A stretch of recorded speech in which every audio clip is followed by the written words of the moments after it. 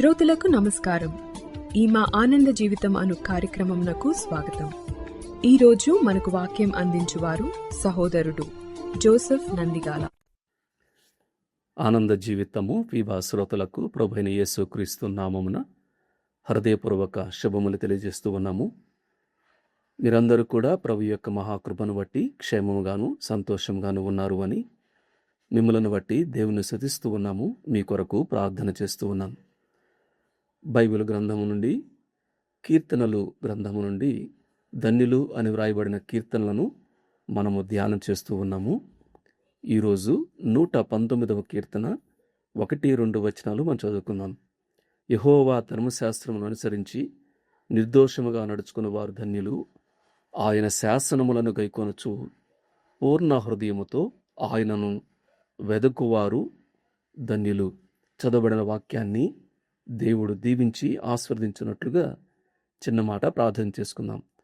అత్యంత ప్రేమ నమ్మకం గల మా ప్రియ పరలోకపు తండ్రి, పరిశుద్ధుడైన దేవ, మీ నామమునకు హృదయపూర్వక వందనములు స్తోత్రములు చెల్లించుకుంటూ ఉన్నాం. మా జీవితంలో మీ వాక్యాన్ని వినేటువంటి మరొక తరుణాన్ని మీరు మాకు అనుగ్రహించినందుకై స్తుతిస్తున్నాం, కొనియాడుతూ ఉన్నాం. మీ మహాప్రేమను బట్టి, మీ కృప కనికరమును బట్టి, శక్తిగల మీ వాక్యము, పరిశుద్ధమైనటువంటి మీ లేఖనమును బట్టి, వాక్యమై ఉన్నటువంటి యేసుక్రీస్తు ప్రభువాన్ని బట్టి స్తుతిస్తున్నాము, కొనియాడుతూ ఉన్నాం.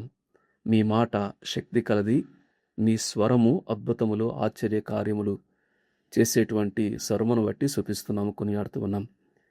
మరొకసారి ఈ వాక్యము వింటున్న వారందరినీ కూడా మీరు దీవించి ఆస్వాదించమని వేడుకుంటూ ఉన్నాం.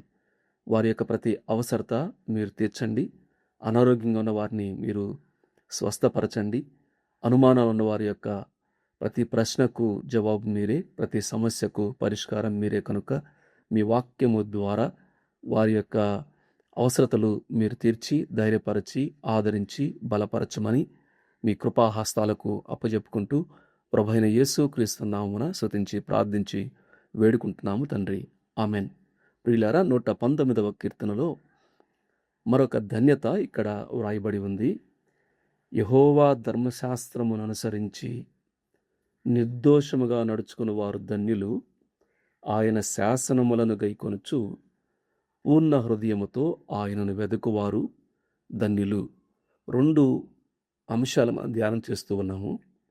ఎవరు ధన్యులు, వారి ధన్యత ఏమిటి? ఇక్కడ ఎవరు ధన్యులు అంటే ధర్మశాస్త్రమును అనుసరించువారు, నిర్దోషముగా నడుచుకునేవారు ధన్యులు.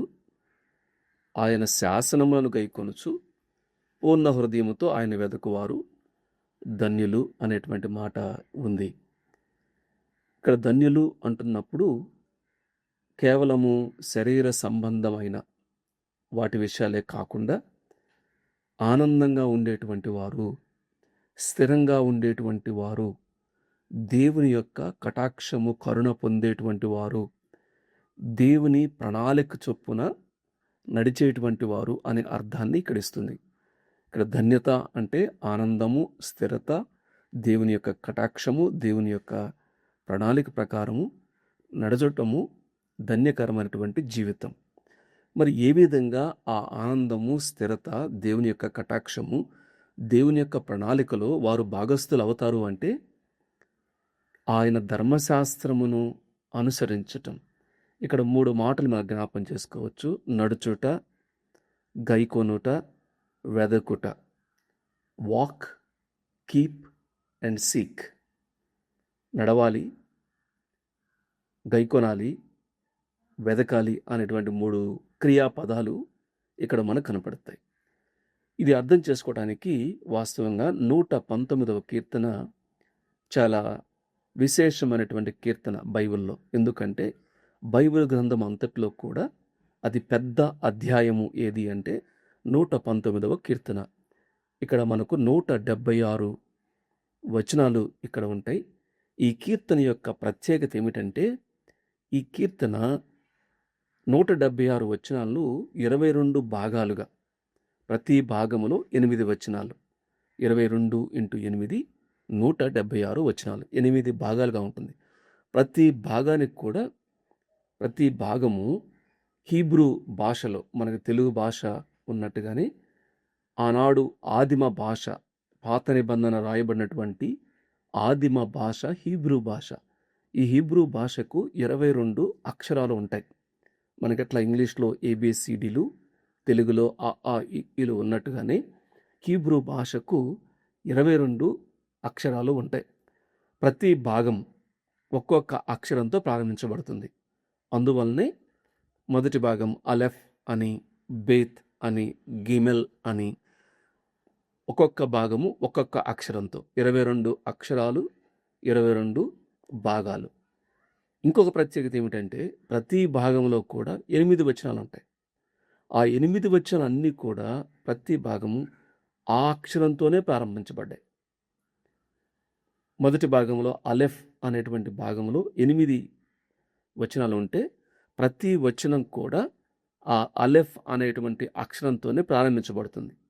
సో ఈ విధంగా ఒక చక్కని అమరిక, ఒక కవితా సంపుటి అంటారు కదా, ప్రాస వ్యాస లాగా ఎందుకు ఆ విధంగా రాసి ఉంటారు అంటే బహుశా సులభంగా గుర్తుంచుకోవడానికి, కంఠస్థం చేయటానికి. ఇది చాలా పెద్ద కీర్తన, 176 వచనాలు కాబట్టి ఆనాడు సులభంగా గుర్తుండటానికి, కంఠస్థం చేయడానికి ఈ విధంగా చక్కగా వ్రాసి ఉంటారు. అందును బట్టి మనము సంతోషించాలి, అర్థం చేసుకోవాలని ప్రభు పేరట మనవి చేస్తున్నాను. కాబట్టి ఈ 119వ కీర్తనలో దేవుని వాక్యాన్ని గురించి, దేవుని వాక్యానికి రకరకాల పేర్లున్నాయి.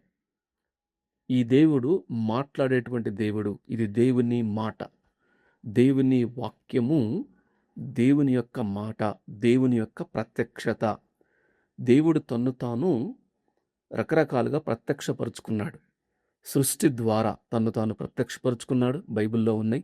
ఆకాశములు దేవుని మహిమను వివరించుచున్నవి అనేటువంటి మాట. సృష్టిని ఆలోచన చేసినప్పుడు దేవుని యొక్క శక్తి మనకి అర్థమవుతుంది. సృష్టి ద్వారా కానీ, అలానే ఈ యొక్క వాక్యము ద్వారా వ్రాయబడినటువంటి, గ్రంథస్థం చేయబడినటువంటి వాక్యము ద్వారా దేవుడు తను తాను ప్రత్యక్షపరుచుకున్నాడు.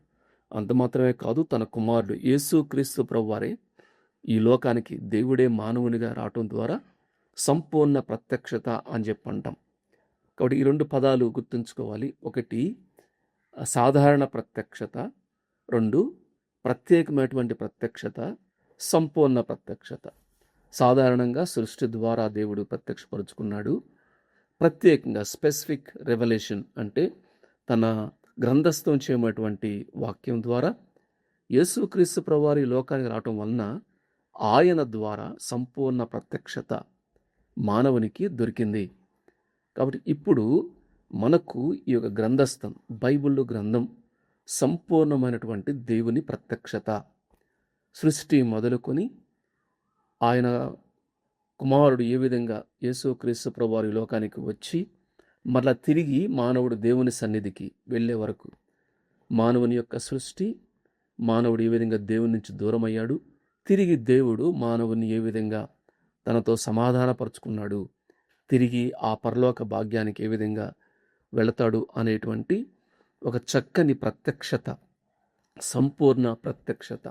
స్థిరమైనటువంటి, ఇంకా ఏమీ కలిపితే బాగుండు, దీంట్లోనేమైనా తీసివేస్తే బాగుండు, అటువంటి అవకాశం లేనటువంటి దేవుని వాక్యము బైబిల్ గ్రంథం.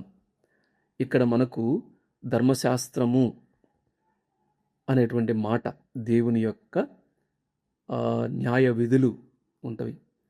అందులో శాసనములు, ఆజ్ఞలు, కట్టడలు, నీతిగల న్యాయ విధులు, వాక్యము, ఆయన మార్గము అని ఈ 119వ కీర్తనలో దేవుడు యొక్క వాక్యానికి రకరకాల పదాలు ఉపయోగించాడు సందర్భాన్ని బట్టి.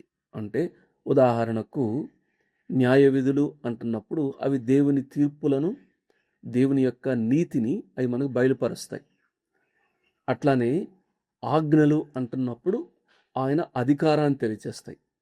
కాబట్టి అది విధేయత మనం చూపించాలి అన్నట్టుగా. కట్టడలు అనేది అవి ఎంత పురాతనమైనవో అదే సమయంలో అవి ఎంత స్థిరమైనవో అర్థాన్ని ఇచ్చేటువంటి మాట కట్టడలు అనేటువంటి మాట. శాసనము అనేటువంటిది అవి అవి సాక్ష్యాలుగా, అవి స్థిరంగా ఉండేటువంటి సాక్ష్యాలుగా మనకు కనపడుతూ ఉంటాయి. ఈ యొక్క ధర్మశాస్త్రం అనే మాట దేవుని యొక్క స్వభావాన్ని, ఉద్దేశాన్ని, అంటే బైబిల్ గ్రంథాన్ని ప్రస్తుత మన సందర్భంలో ఈ బైబిల్ గ్రంథం యొక్క 66 పుస్తకాలు అన్నీ కలిపి మనం ఈ విధంగా అనుకోవచ్చు. ఆయన ధర్మశాస్త్రము, ఆయన శాసనాలు, ఆయన ఆజ్ఞలు, కట్టడలు, ఆయన యొక్క న్యాయ విధులు, వాక్యము, ఆయన మార్గము మనకు తెలియబడుతుంది. ఇటువంటి చక్కని దేవుడు ఇంత స్పష్టంగా తన ప్రత్యక్షతను బయలుపరిచినప్పుడు దేవుడు మన నుంచి కోరుతుంది ఎవరు ఆశీర్వాదము, ఎవరు ఆనందిస్తారు, ఎవరు స్థిరంగా ఉంటారు, ఎవరు దేవుని కటాక్షాన్ని పొందుతారు, ఎవరు దేవుని ప్రణాళికలో భాగమై ఉంటారు అంటే ఇప్పుడు మనం చదువుకున్నాడు 19:1-2లో యెహోవా ధర్మశాస్త్రం అనుసరించి నిర్దోషంగా నడుచుకునేవారు అనేటువంటి మాట. ఇక్కడ నడుచుకునేవారు అంటున్నప్పుడు నిర్దోషంగా నడుచుకునేవారు. నిర్దోషం అంటే ఏంటిది? అంటే ఏ తప్పు లేదు, ఏ పొరపాటు లేదు, ఏ పాపం చేయరు అనే ఉద్దేశం కాదు, కానీ దేవుని వాక్య ప్రకారం నడిపించబడేవారే నిర్దోషంగా నడుచుకునేవారు. అందులో కొన్నిసార్లు పొరపాట్లు ఉండొచ్చు, కొన్నిసార్లు ఒడిదుడుకులు ఉండొచ్చు, పడుతూ లేస్తూ ఉండొచ్చు.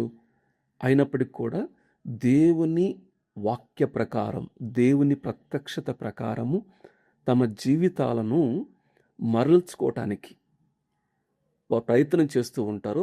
వారు నిర్దోషంగా నడుచుకునేటువంటి వారు.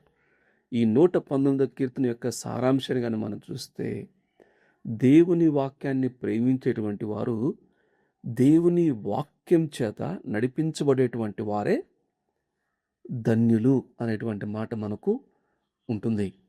కాబట్టి ఇక్కడ నడుచుకొనుట అనేది, వాక్ అనేటువంటి మాటను మనం జ్ఞాపం చేసుకుంటే, ఈ నడిచేటప్పుడు మనకేం కావాలి చెప్పండి? ఒక గమ్యం కావాలి, ఒక గురి, గమ్యం కావాలి, ఒక దారి, ఒక మార్గం ఉండాలి. నడవాలంటే మార్గం ఉండాలి కదా. దారి లేకుండా ఏ విధంగా నడుస్తావు? అట్లానే ఏ బంధకాలు లేకుండా ఉండాలి. ఇప్పుడు నిన్ను కాలు చేతులు కట్టేసి నడవమంటే ఎట్లా నడుస్తావు? అంటే నిర్బంధంగా, స్వేచ్ఛగా, ఏ ఇబ్బంది లేకుండా నడవాలి. ఒక్కొక్కసారి చీకటి లాంటి పరిస్థితుల్లో త్రోవ చూపించేటువంటి వెలుగు మనకు కావాలి. అర్థమవుతుంది అనుకుంటే కదా. మన యొక్క నడక, మనం ఈ లోకంలో మనం నడవాలి అంటే, ఒకటి మనకేం కావాలి? ఒక గురి ఉండాలి, ఎక్కడ నడుస్తున్నామో అర్థం కావాలి. 2 ఒక దారి ఉండాలి. 3 నిర్బంధం లేకుండా ఉండాలి. 4వది త్రోవ చూపేవారు కావాలి. ఏదన్నా మనకు అవసరమైనప్పుడు ఆగిపోకుండా సాగిపోవటానికి, ముందుకు వెళ్ళటానికి స్పష్టత ఇచ్చేవారు మనకు కావాలి. ఇవన్నీ కూడా ఇక్కడ ఏమంటాడు అంటే, దేవుని వాక్యం, ఆయన ధర్మశాస్త్రం, దేవుని వాక్యము నీకు దిశ నిర్దేశం చేస్తుంది. నీకు ఒక దిక్సూచిలాగా నీకు దేవుని వాక్యం ఉంటుంది. నీ జీవితం యొక్క ప్రణాళిక, నీ గమ్యం, దేవుని దృష్టిలో దేవుని పట్ల ఆయన ఉద్దేశం ఏంటి, ఆయన సంకల్పం ఏంటి అనేది గమ్యాన్ని దేవుని వాక్యము నిర్దేశిస్తుంది. అలానే దేవుని వాక్యము నీకు మార్గంగా ఉంటుంది. నీ మార్గములలో అనే మాట కూడా అన్నాడు 119వ కీర్తనలోనే అనేక సార్లు ఆయన మార్గము అనే మాట కూడా ఉపయోగించాడు. కాబట్టి వారు ఆయన మార్గములు నడుచుకొనొచ్చు, ఏ పాపమును చేయరు. 3వ చరణంలో వారు ఆయన మార్గములు నడుచుకొనొచ్చు, ఏ పాపము చేయరు అనే మాట ఉంది. మార్గాన్ని చూపిస్తుంది. అంత మాత్రమే కాదు, 105వ కీర్తనలో ఏమి ఉంటుంది అంటే, నీ వాక్యము నా పాదములకు దీపము, నా త్రోవకు వెలుగు ఉన్నాడు. దగ్గరేముందో, దూరంగా ఏముందో, దీపంగా, వెలుగ్గా, దగ్గర నీకు స్పష్టంగా చూపిస్తుంది, దూర మార్గాన్ని కూడా చూపించేది. కాబట్టి ఇది నీకు దీపంగాను వెలుగుగాను ఉంటుంది. 45వ వచనంలో ఏమన్నాడు అంటే, నిర్బంధము లేక అన్నాడు చూడండి. నేను నీ ఉపదేశములను వెదకువాడను, నిర్బంధము లేక నడుచుకుందును అన్నాడు. అంటే ఎటువంటి స్వేచ్ఛగా, నిర్బంధం లేకుండా, ఇబ్బంది లేకుండా, కాళ్ళు చేతులు కట్టేసినట్టుగా కాకుండా దేవుని వాక్యం ఏం చేస్తుందంటే నీకు స్వేచ్ఛను ఇస్తుంది. కాబట్టి ఈ సమయంలో ఎవరు ధన్యులు అంటే ఈ విధంగా దేవుని వాక్యము చేత నడిపించబడుతూ, వాక్యమే గమ్యముగా, వాక్యమే మార్గముగా, వాక్యాన్ని వెలుగుగా, నిర్బంధం లేకుండా సత్యముగా ముందుకు నడిచేవారు ధన్యులు అన్నాడు. అయితే యేసు క్రీస్తు ప్రభువు ఒక మాట అన్నాడు, ఆది యందు వాక్యం ఉండెను, వాక్యము దేవుడై ఉండెను, వాక్యము దేవుడై ఉండెను అనే మాట. యేసు క్రీస్తు ప్రభువుకు ఉన్నటువంటి పేరుల్లో ఒకటి ఏంటంటే వాక్యము అను నామము గలవాడు అనేటువంటి మాట ఉంది. నేనే మార్గము, సత్యము, జీవము అనే మాట ఉపయోగించాడు.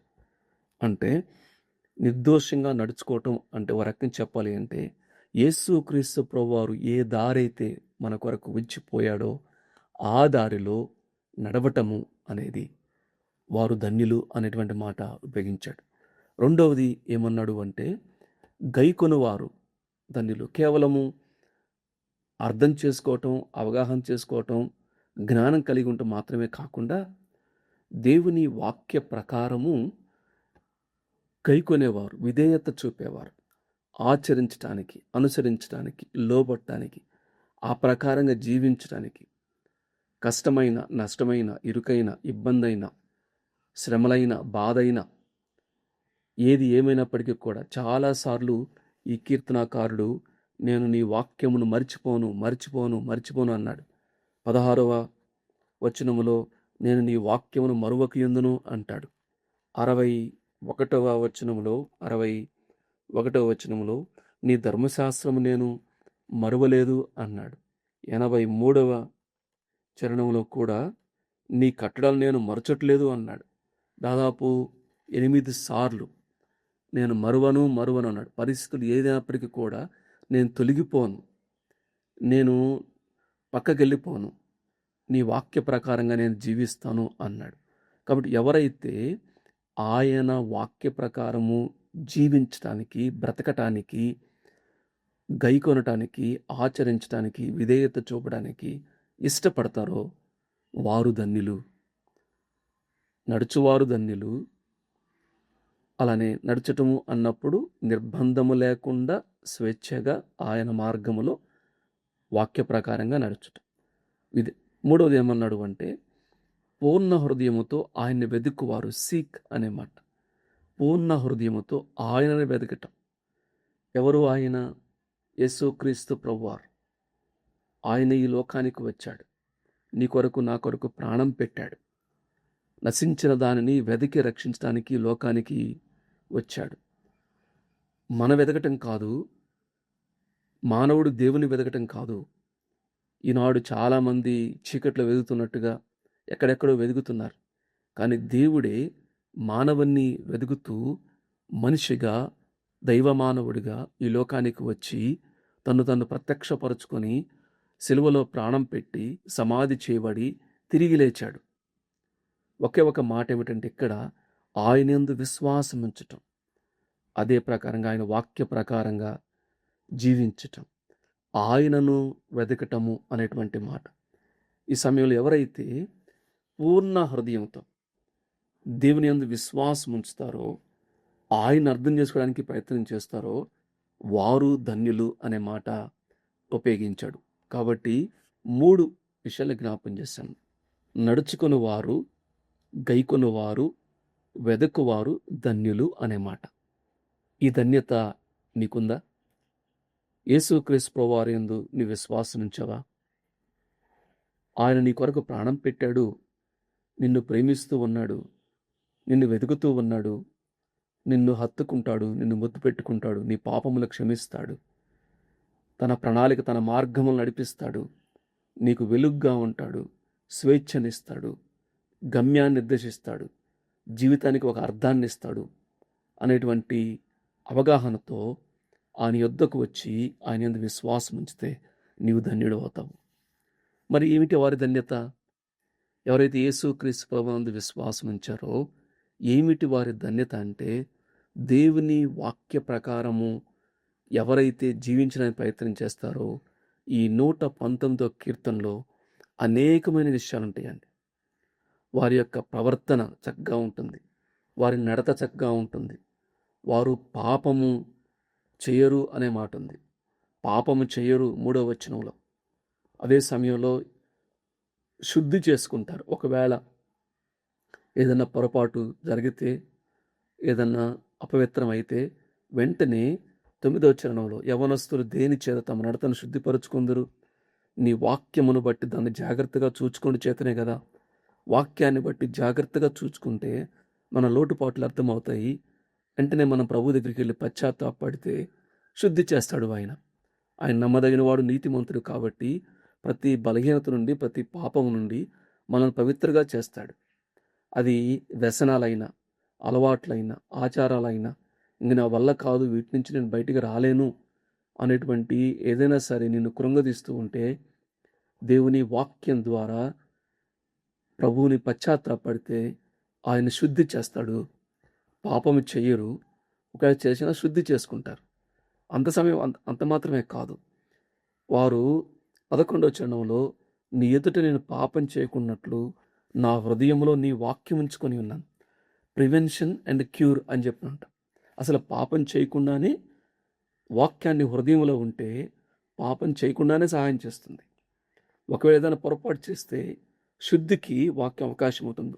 ఇంకోటి ఏమన్నాడు అంటే, పాపము నన్ను ఏలనీయకము అన్నాడు 133వ చరణంలో. నీ వాక్యమును బట్టి నా అడుగులు స్థిరపరచుము, ఏ పాపమును నన్ను ఏలనీయకము. పాపము ఏలుతుంది. ఏలటం అంటే ఏం చేస్తుందంటే నిన్ను లోబరుచుకుంటుంది.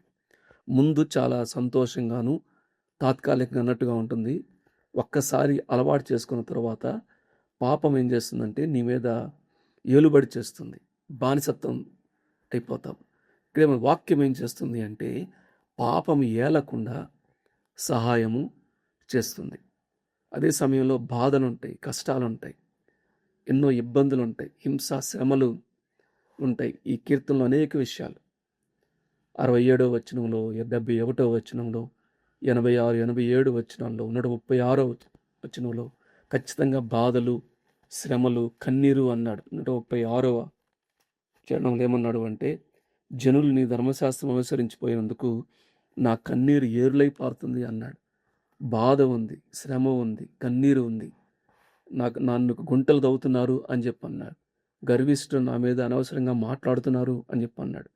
వీటన్నిటి నుంచి సస్టైన్ అని చెప్పంట, దాటిపోవటానికి, వాటి నుంచి విజయాన్ని సాధించడానికి, వాటిని భరించడానికి, జయించడానికి, తప్పించుకోవడానికి దేవుని వాక్యము సహాయం చేస్తుంది అనేటువంటి మాట. ఇక్కడ దేవుని వాక్యము ఆదరిస్తుంది. ఆ తర్వాత ప్రతి భాగంగాని మనం చూస్తే వివేచనిస్తుంది. దేవుని వాక్యము ఏది మంచి, ఏది చెడు అనేటువంటిది వివేచనిస్తుంది. అట్లానే వ్యక్తిగత అవగాహన. చాలాసార్లు మన మార్గం సరైందా, నేను మార్గం సరైందా, నా ఆలోచన సరైందా అని మనకు అర్థం కాదు. కానీ దేవుని వాక్యం ఎట్లా ఉంటుందంటే, నాకు ఆలోచనకర్త అన్నాడు 24వ చరణంలో. అది నాకు ఆలోచనకర్త, ద బెస్ట్, ద కౌన్సిలర్ అని చెప్పంట. దేవుని వాక్యము ఒక చక్కని నీకు సలహాదారుడుగా ఉంటుంది.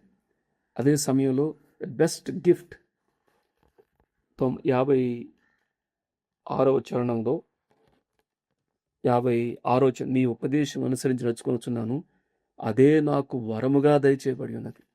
దేవుని వాక్యం అనేది వరముగా నీకు ఇచ్చాడు. ఈనాడు మనకు గూగుల్ మ్యాప్స్ ఉంటాయి.